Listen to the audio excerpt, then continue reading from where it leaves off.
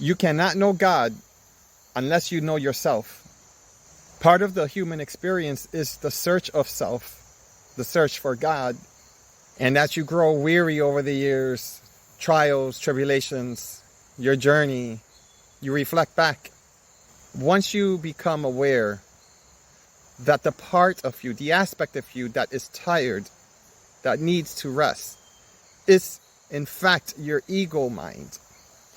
This is when you meet at the crossroads between your outer journey and your inner journey.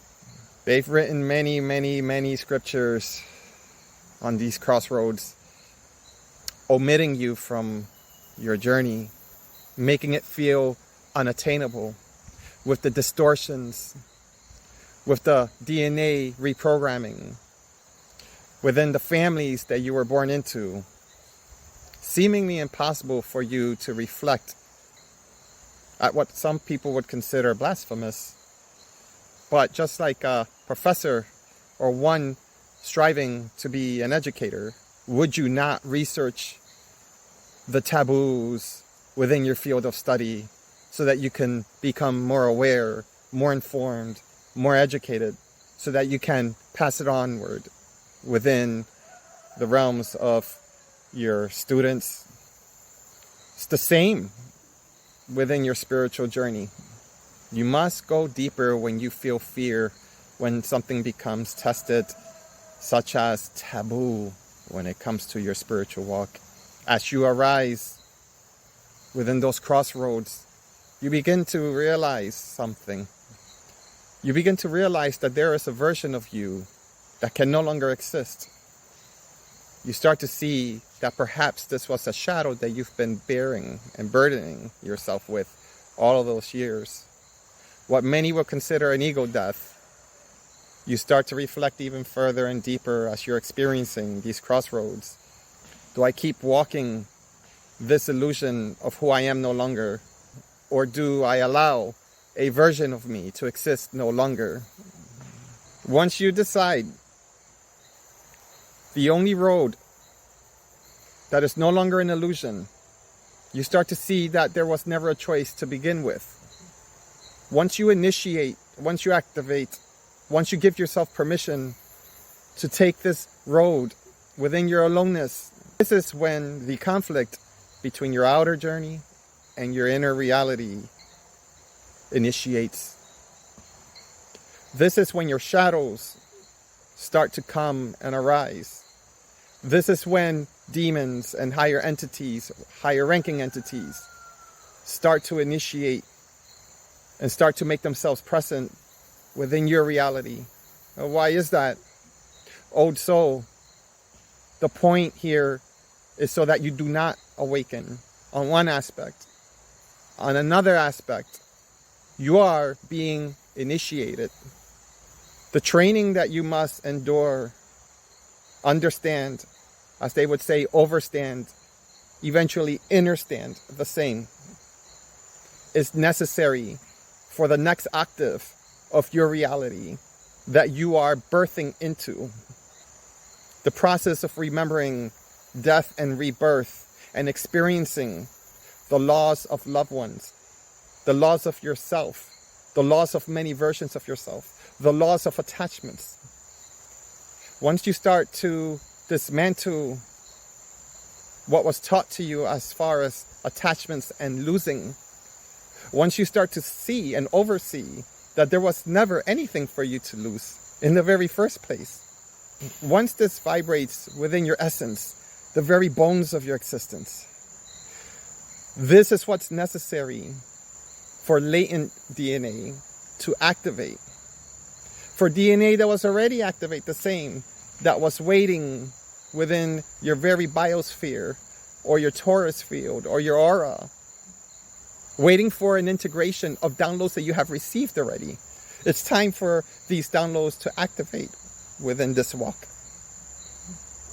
It becomes time for these downloads to upload and to integrate within the microcosm of your integration system into the macrocosm of the very fabric of existence that would destroy the realities of everyone that knows you within their mind. This is what's necessary. It has been written within the history of all humanity. It's time to remember who you are, why you are here, and that you have chosen to incarnate into this very existence. Do not be fooled any longer.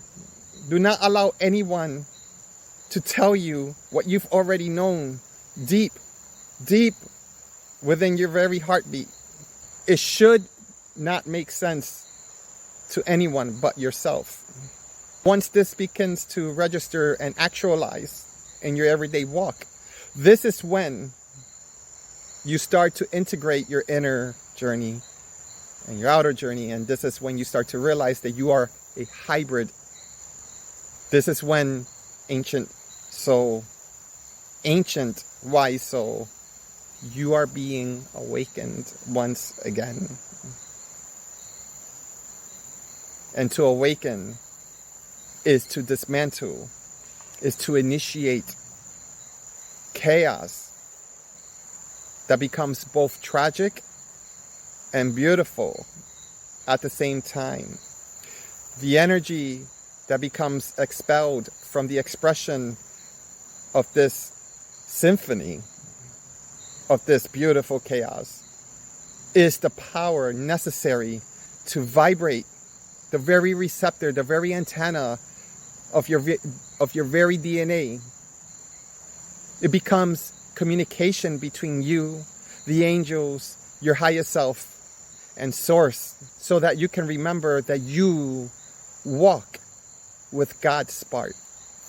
You are a free, sovereign being, a light being. And as you remember, as you awaken, as you walk, those around you have no choice but to complete their cycle, walk alongside your path, awaken, or find judgment. See, what many don't understand is that judgment is initiated by their subconscious mind. It becomes the curse, yet a blessing on the other side, giving them permission to no longer judge themselves or others. But this lesson is necessary, giving all of those that have been living around you, even in current times, as you stand, as you walk, an opportunity to become more conscious because you love them. Love serves no conditions.